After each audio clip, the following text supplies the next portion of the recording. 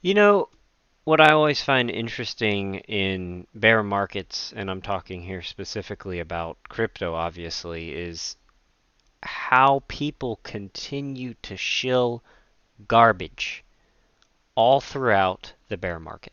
And it doesn't make sense to me, right? So I understand the idea of, okay, I don't want to buy Bitcoin because I want to get more gains, right? Maybe Bitcoin's sitting at like 16K, maybe it goes back to 60K. It's like less than a 4x. People are looking, to take $100 and maybe get, thousands out of it. And so you're not going to do that with Bitcoin. So it makes sense to buy altcoins because altcoins have a higher potential to get better gains. But in the middle of a bear market, the problem is there are so many coins that go down 90, 99% and never reach their all-time high again.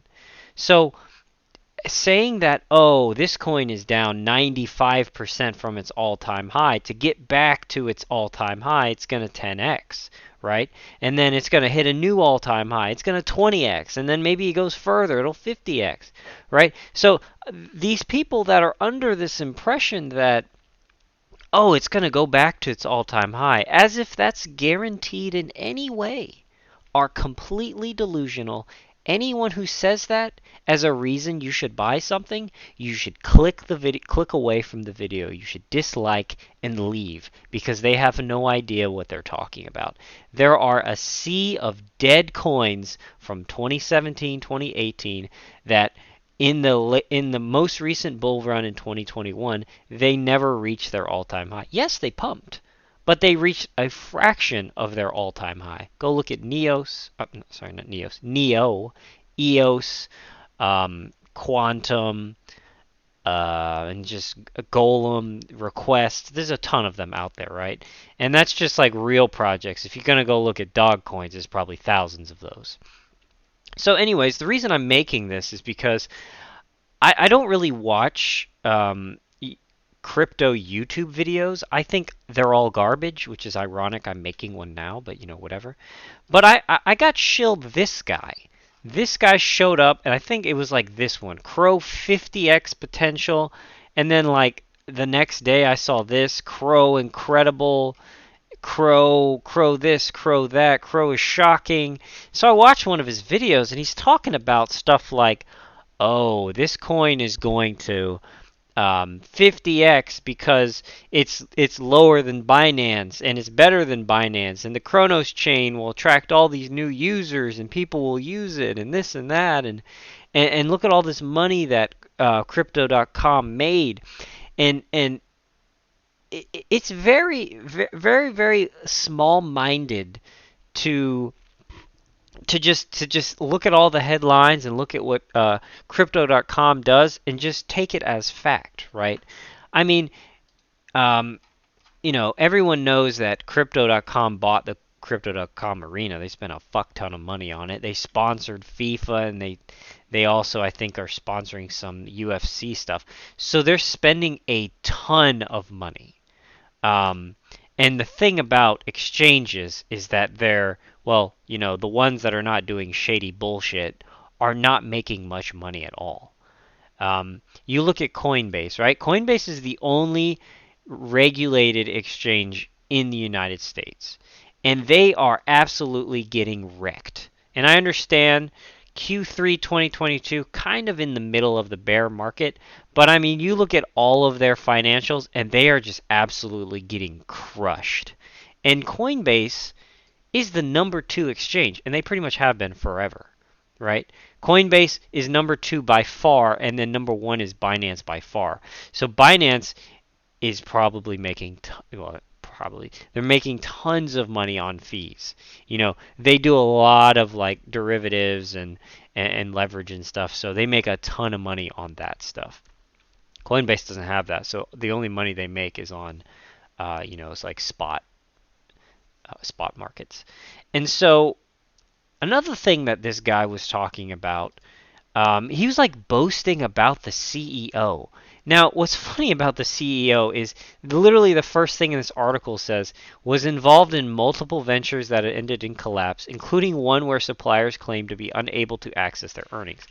And that's the funny thing is because so they're not regulated in the United States, so they don't have to report their earnings. But according to the Financial Times, you know, um, basically during the peak of the bull run, they made 1.2 billion. Now I bet they spent, I don't know, probably half of that or more on marketing. They probably spent a ton of money on marketing.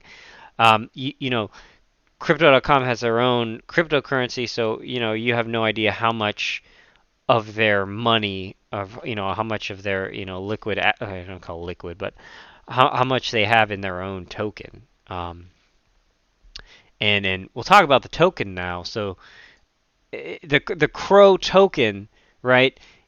First of all, it makes no sense to ever buy an exchange token, and I'll say that except maybe BNB, right? If you want to go gamble on the Binance, the BSC casino, you're gonna need some BNB. So I mean, there you go. That's the only real reason to buy it. But yeah, I get it. These other exchanges have their own tokens as well, like KuCoin does.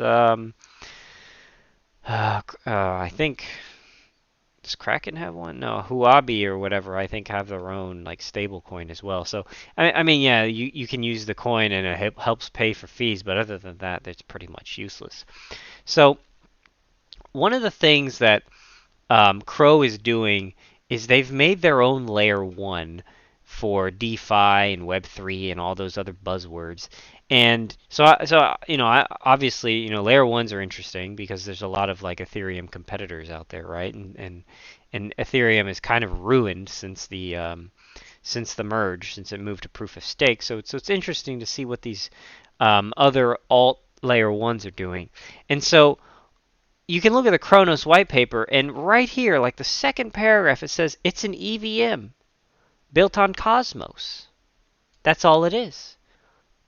This is the only value proposition they're giving scalability. We'll talk about that in a second. Interoperability, fine. It's built on Cosmos. It has the IBC. All right, interoperable, fine. I guess that's not really part of the Kronos change. That's just because they chose Cosmos as their layer zero. But all it is an EVM. It's just built to run Ethereum apps. So then just use Ethereum instead. And then oh, what about the fees? What about the fees? Okay, use a layer 2 on Ethereum. Why would anyone use the Kronos chain instead of just using Ethereum and a layer 2? There's no future for layer 1s that are purely just EVMs. It doesn't make sense. Lots of other chains, things like Avalanche, I think Phantom, um, Cardano's getting one, which is, Cardano's obviously garbage as well. Solana, I think, is dead. Maybe that has one too. But like, you need to have the EVM obviously because it helps developers just port over their apps over to your layer one. But that's not the only thing you should be offering. There's no other. If it's just an EVM, there's no reason to use it, right? Avalanche has its subnets and Polkadot and Cosmos, obviously they have their layer zero, so they offer interoperability. Moonriver would be on Polkadot. Um, but yeah, if that's all this is, bragging about, oh, the Kronos chain is going to be the future of DeFi and Web3, and we're going to have all these users. The thing about Crypto.com is they have so many users, something like 70 million, I thought I saw. And if we go over here and look at the TVL of the Kronos chain, it's only 374 million, with one of the dexes having roughly 50% of the TVL. I mean, that is tiny in comparison. To have that many users and that many wallets, and you've only got less than 400 million. I understand we're in a bear market, but that is tiny. That is so small.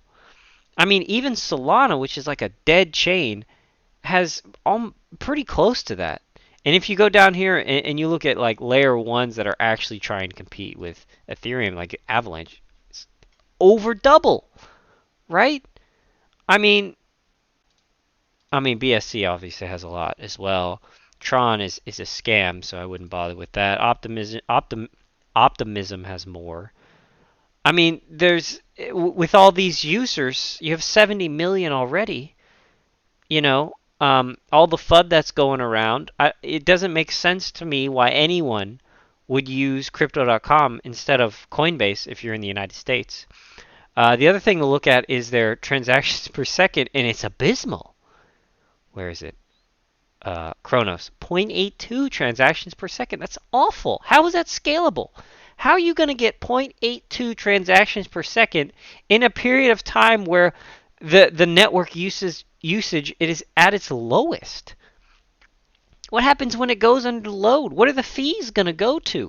You're going to have to sit here for minutes waiting for a transaction like Ethereum? That is awful, unsustainable. And you might look at these other chains here and say the same thing, but lots of them also have uh, other things going on. For example, Avalanche has subnets, so this is just the C chain. So you look at the other chains, you see something different. And I believe some of these other coins are sort of similar to that. But I mean, there's just no value proposition here. So the market's currently pumping, and CRO is up 1%. Volume is down. For a coin that has a market cap of 1.6 billion to have only $15 million in value is pretty low. There's really no reason, and the people are right. Um, where is it here? I'm just curious. Volume. ApeCoin. Look at ApeCoin. 300 million, 15 million. Algo has more. Quant has more. Wow.